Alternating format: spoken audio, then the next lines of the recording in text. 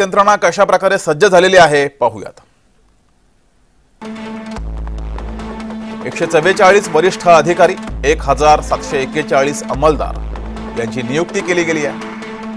819 home guard, SRPF चे 600 जवान हे सुद्धा तैनात असतील।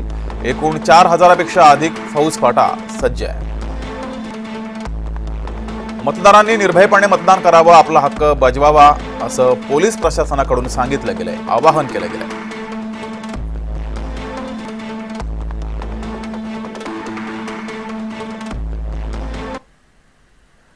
तर प्रशासनाकडून साहित्य वाटप सुद्धा सुरू आहे। साहित्य वाटप केंद्रावरून आढावा घेतलाय आमचे ठाण्याचे प्रतिनिधी कुणाल बोहिटे यांनी। पाहूयात।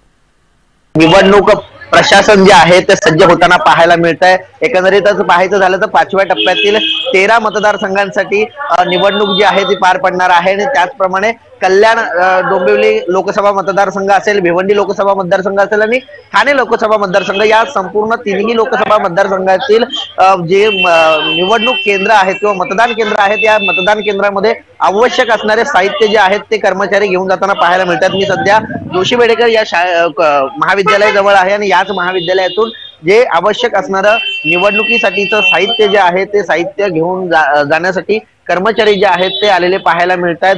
एकंदरीतच पाहायचं झालं तर तिन्ही लोकसभा मतदार संघ मिळून 66,76,837 मतदार आपल्या मतदानाचा हक्क बजावणार असून यंदा 1,05,966 जे मतदार आहेत ते पहिल्यांदा मतदानाचा हक्क बजावणार आहेत।